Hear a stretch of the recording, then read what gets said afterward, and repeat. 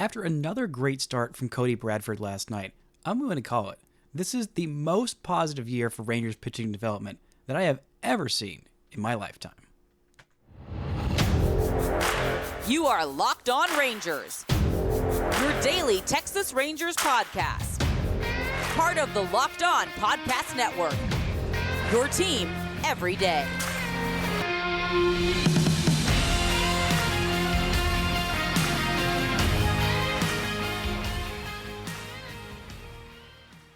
You are locked onto the World Series champion Texas Rangers. I'm Bryce Patrick, a cripplingly addicted Texas Rangers fan, covering this team for 11 seasons, including all 6 as the founder and host of this podcast. Thank you all so much for making Locked On Rangers your first listen every single day. If you're not already, you can follow me on Twitter at Bryce Patrick. You can follow the show at Locked On Rangers. Hit subscribe on your favorite podcasting platform and on YouTube, where the best way you can help grow the show is to comment nearly any single thing below. Now, before we get into Cody Bradford's solidifying himself as the first good Rangers homegrown starting pitcher in a hot minute, and not to mention the overall great progress from the Rangers pitching prospects on the farm this year, this episode is brought to you by PrizePicks. Go to prizepicks.com/LockedOnMLB and use code, all lowercase, LockedOnMLB to win $50 instantly when you play $5.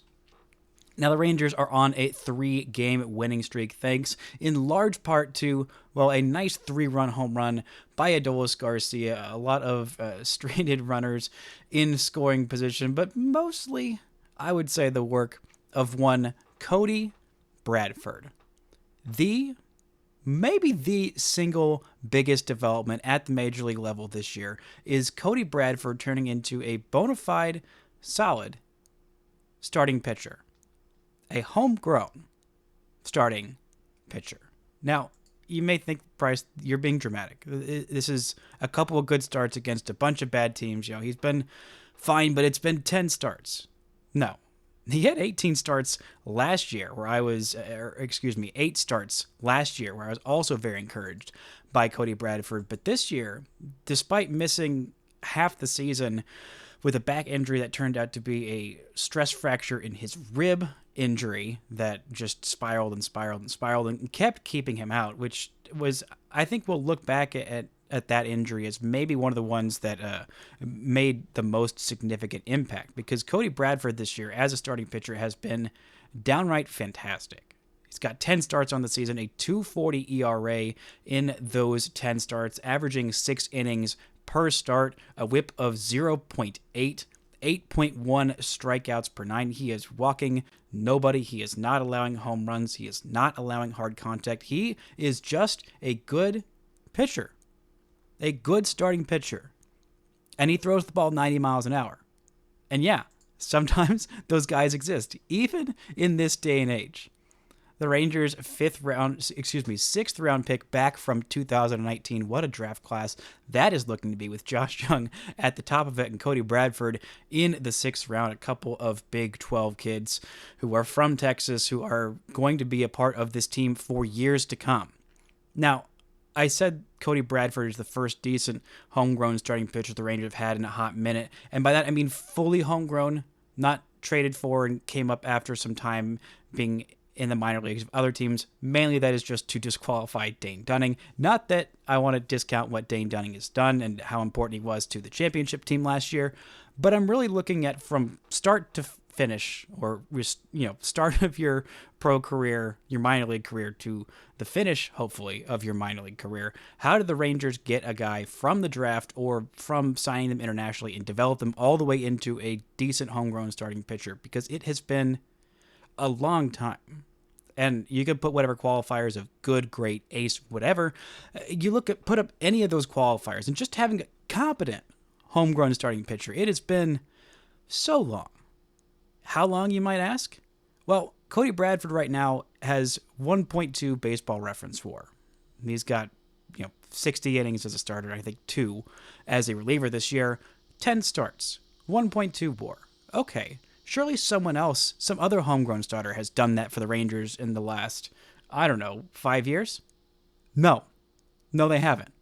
The last Texas Rangers homegrown starting pitcher to have even a 1+ WAR season, 1+, was Martin Perez back in 2017 at 2.3 baseball reference WAR. 2017 for a 1 WAR homegrown starting pitcher season. That's insane. That is frankly insane. It is very difficult to develop a homegrown ace. Developing homegrown starting pitchers is also difficult if they're in the middle to top of the rotation.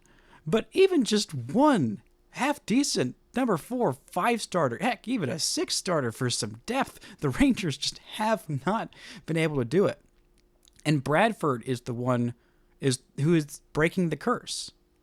It has been so long. There have been so many guys who I dreamed on being the one to just finally be a competent part of your rotation, not having to spend on 5 different spots in your rotation in free agency, because even bad starting pitchers, even mediocre starting pitchers, heck, very good starting pitchers are the most expensive thing out there. I mean, heck, go look at the top 3 highest average annual value contracts in the league right now.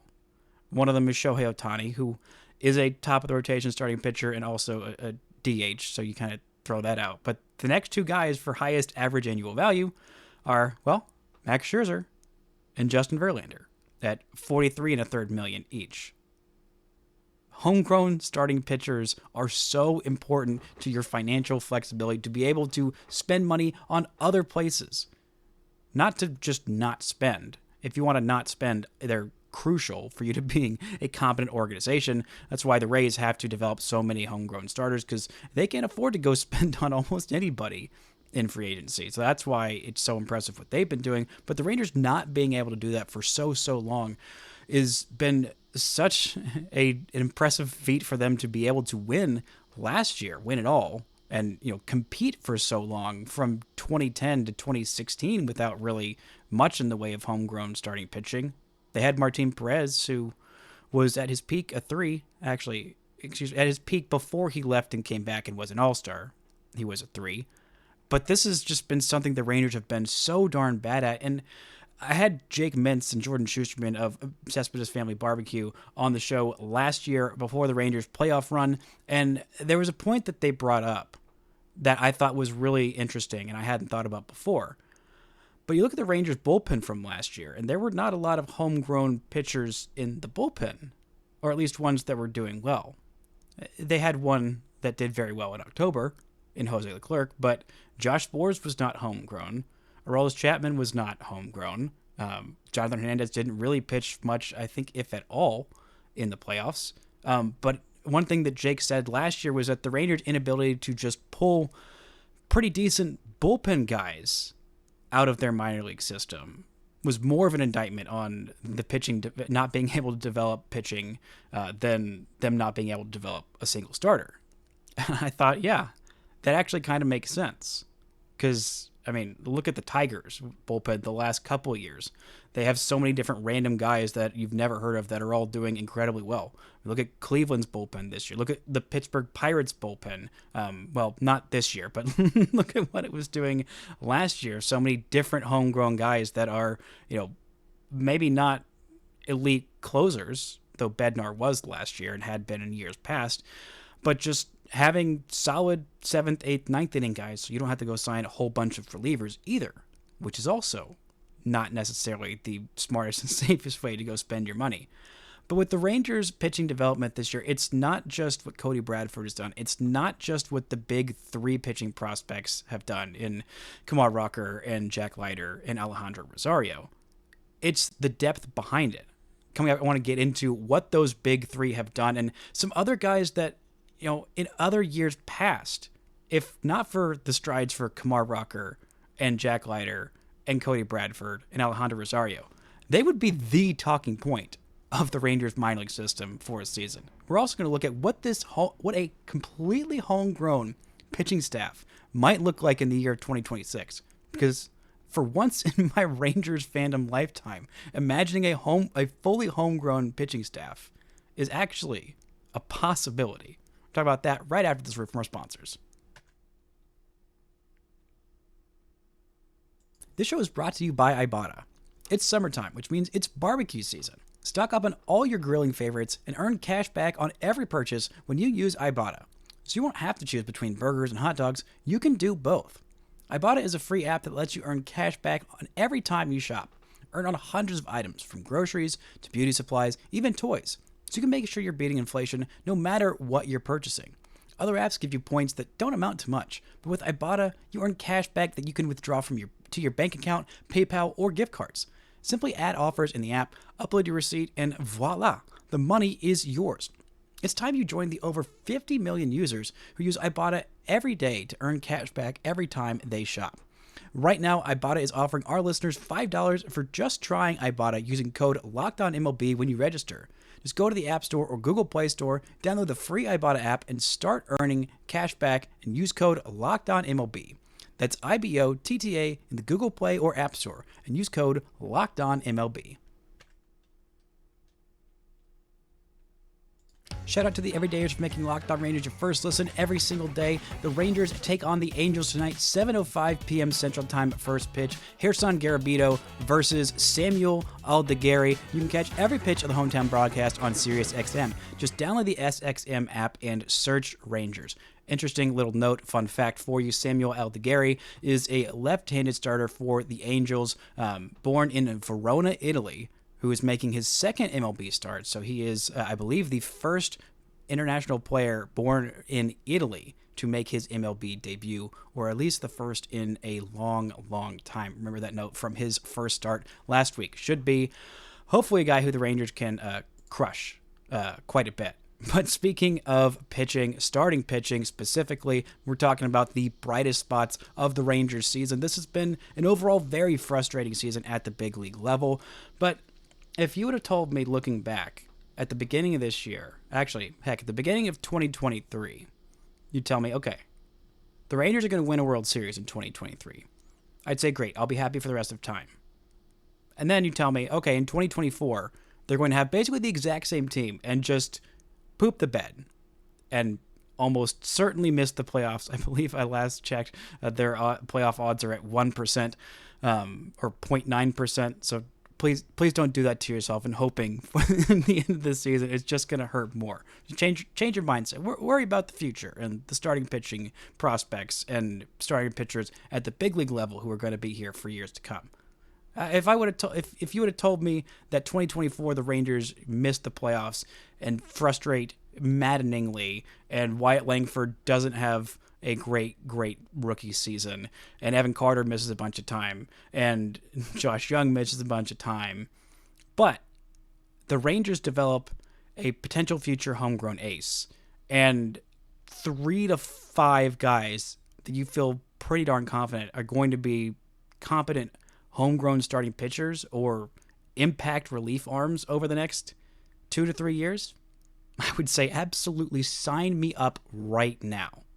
Because this season has been frustrating, but it's been an overall, I'd say, net positive with the massive strides forward, not just of Cody Bradford, of Jack Leiter, Kumar Rocker, Alejandro Rosario. It's that there's 7 to 10 guys who, in terms of pitching prospects, who any other year would have been the story on the Rangers farm, because there have been so few decent homegrown starting pitchers or heck, even impact relievers over the last few years.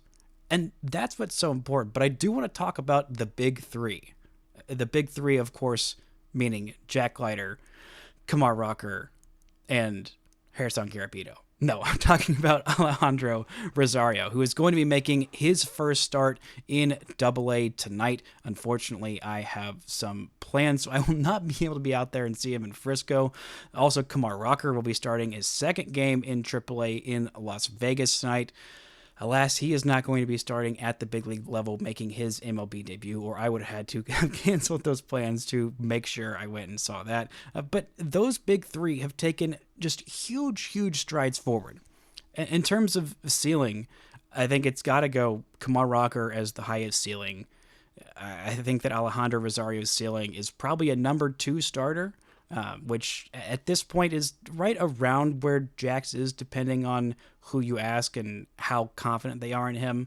But, I mean, the floor for Rocker it's all going to be determined by injuries. I don't think he's any worse than a number 3 starter. Like, there's no way he's any worse than a 3 starter if he stays healthy. I think that is just an incredible development from him, something that we didn't really see coming. I've always been a Kumar Rocker believer, but there's a difference between being a Kumar Rocker believer and a Kumar Rocker exceptionalist, and someone who is delusional about him. And if you had told me, like, when he came back that he would be this, I would have told you that you were delusional. This is not something that was foreseen.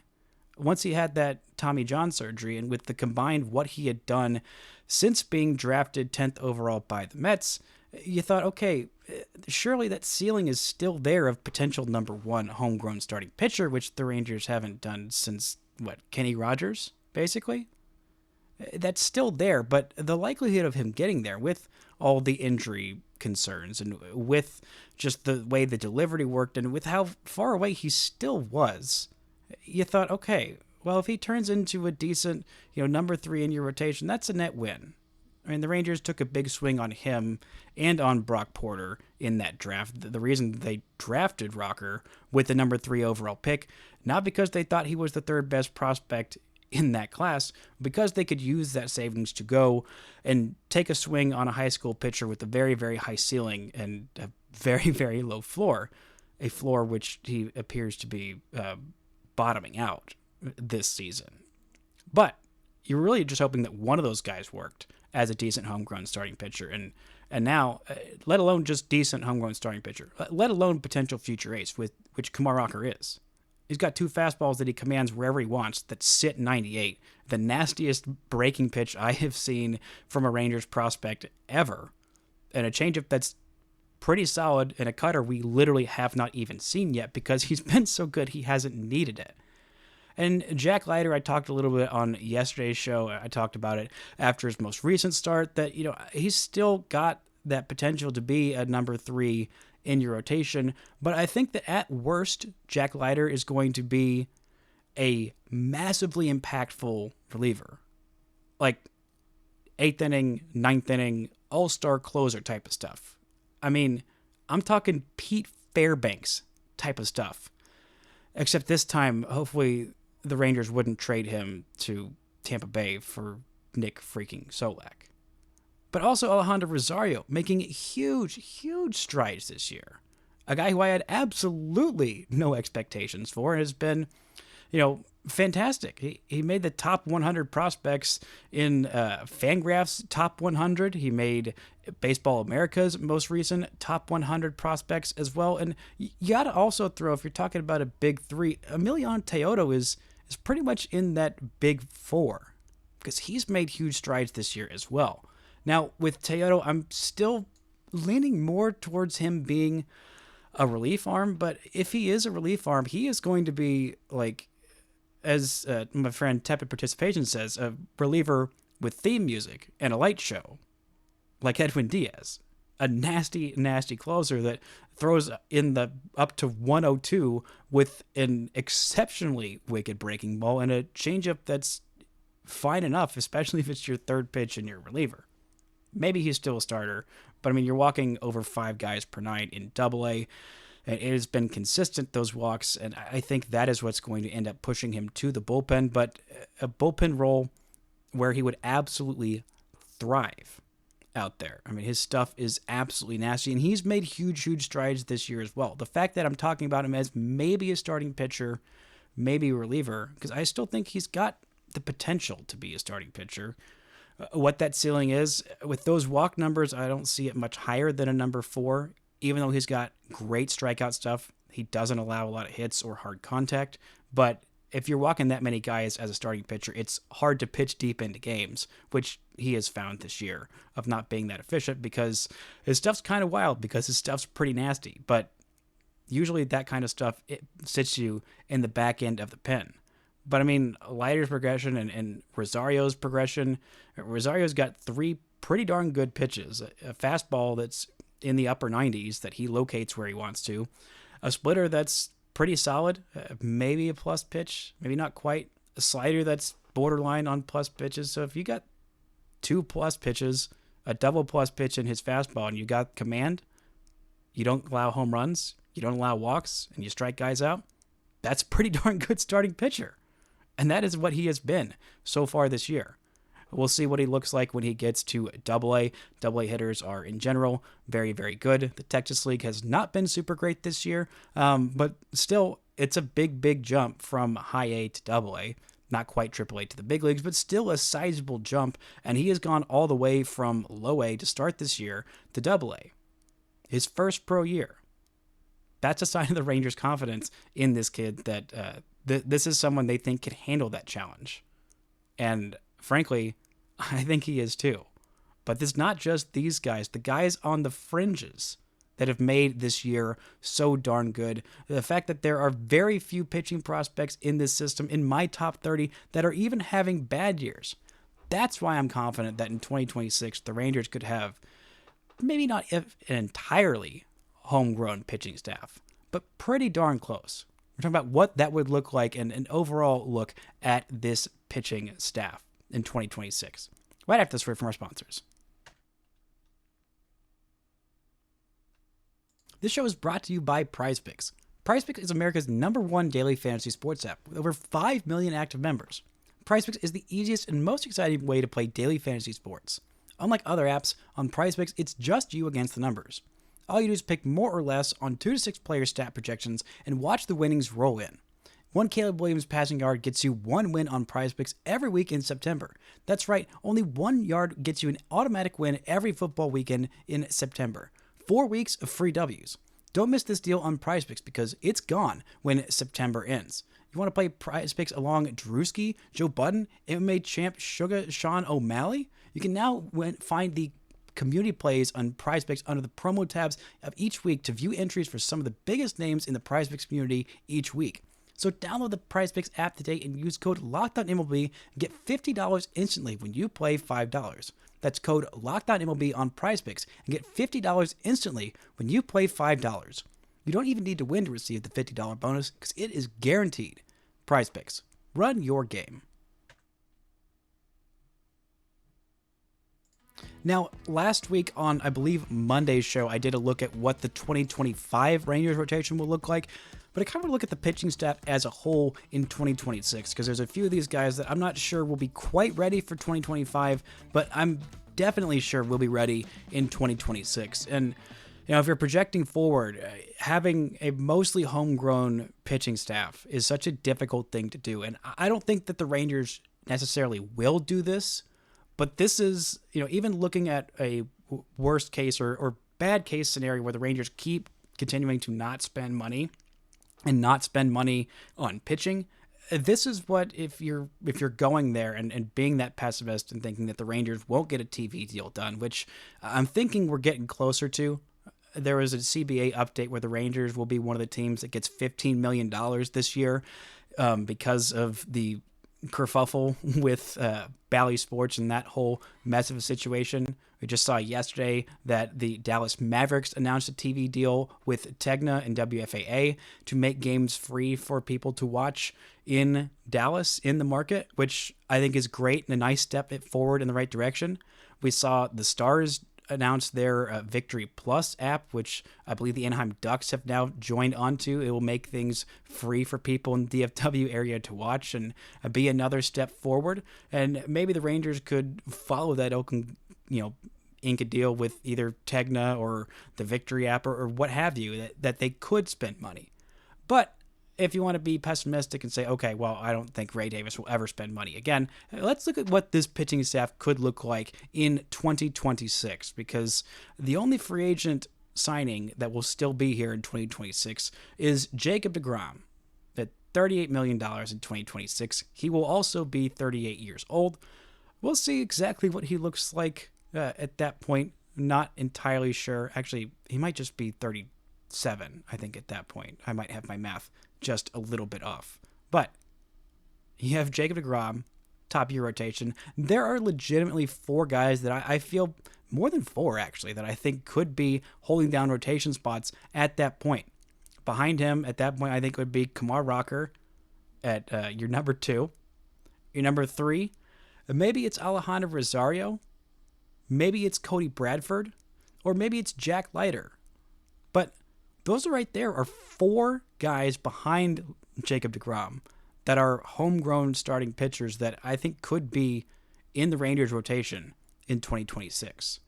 And even if you don't think that Rosario is going to make it, if you think Rocker's injuries are going to, hack him out of there, or you're convinced that Jack Leiter is just a reliever, there's still other guys behind that in terms of the depth. I mean, there's Winston Santos, who I think is potentially a starting pitcher. I feel really, really good about Mitch Bratt and what he's done so far this season, the strides he's made. He's more in that Cody Bradford model of lefty who don't throw too hard but knows how to throw real good. Kohl Drake is kind of similar of that mold, a little bit bigger, and I think throws a little bit harder than Mitch Bratt, but still not a guy who's going to wow you by throwing at 102, but knows how to pitch. And the homegrown kid, hometown kid, Josh Stephen, I think will also possibly be an option there. Hasn't been the best year for Josh Stephen in Double-A so far this year, but I'm still a believer that he could be a back-end rotation guy, or at least a long relief / 6 starting option. So right there, that's 7 guys that I just rattled off that I feel pretty confident of being able to contribute in a big league rotation in 2026. That's miles ahead of where this team has been. And then if you want to look at the bullpen, let's say we throw out Santos. Say he's not included in those starters. I think at the very least he's going to be an impact reliever. You have Emiliano Teodo holding down the closer spot in that role. I think he'll be up in 2025 at some point, unless the Rangers are very, very convinced that he's a starter, in which case then I think he might end up coming up in 2026 if he's going to stay as a starter at that point. Then you have guys like Isaac Tiger, who has struggled a bit with the walks since he's been promoted to high A, but the stuff is really sick, really nasty. I think he probably is most likely to end up as a reliever, but a darn good one. He's also got a really darn good fastball that touches triple digits, a splitter, and a slider that are both potentially pretty darn good. You've also got Skylar Hales, who has been pretty impressive in Double-A so far, a guy who the Rangers drafted as a reliever. I believe this was last year, already in Double-A. Could be making an impact there. And then a guy who we haven't seen yet this year because he underwent Tommy John surgery at the beginning of the year. That's Jose Corniel, who people forget about, but he was really putting up impressive numbers last year. I mean, that is an almost entirely homegrown pitching staff. Now, hopefully the Rangers spend some money. Hopefully they bring back Nathan Eovaldi and maybe sign a reliever or 2 over the next couple of years. But even if they don't, that's a pretty decent pitching staff, I'm thinking. Now, it will be a little bit on the younger side, and there's something else that I need to get to. That's probably not what it's going to look like in actuality. Bad things happen to pitching prospects all the time. All the time. I can't count. Actually, I can't count the amount of times that a pitching prospect that I was sure was going to be at least a big league, 3-starter, 4-starter, 5-starter. By the time I saw them in Double-A, just out of nowhere, just became very much not that. I mean, you don't have to go back that recently. Owen White just had a neck injury and suddenly stopped throwing hard. And the velocity just never came back, and the stuff hasn't really quite come back. Maybe he ends up as a decent 6-inning, low-leverage reliever, but that's kind of almost what the ceiling is at this point if the velo and stuff doesn't come back. And Cole Winn just kind of stopped throwing strikes after an incredible season in Double-A. I mean, Jake Thompson, I don't know what the heck happened with that guy, but Chichi Gonzalez, a guy who was such a safe bet to be a number 3, 4, 5 starter, just lost the field for his best pitch after he made his big league debut. I mean, this stuff happens all the time.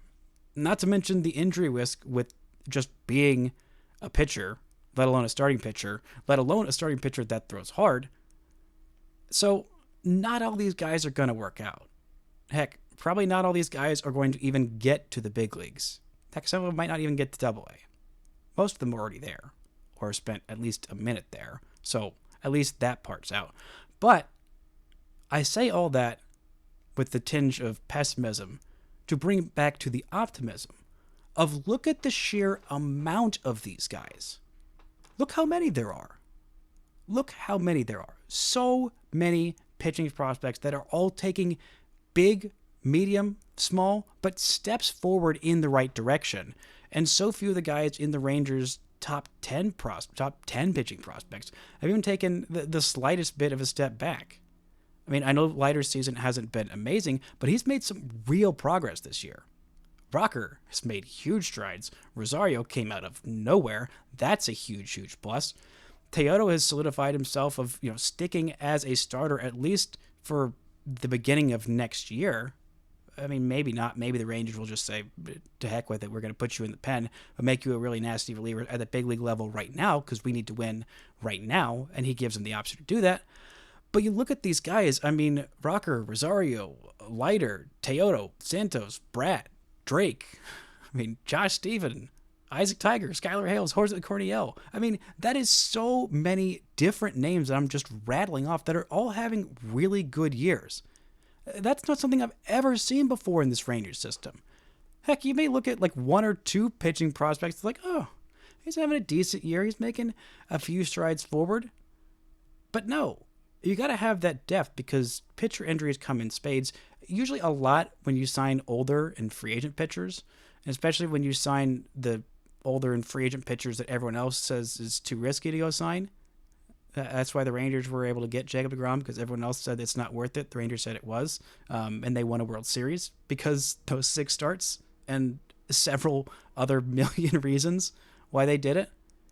But this is a huge, huge year, and I know that the big league season has been frustrating, but when your big league seasons, you have frustrating big league seasons all the time.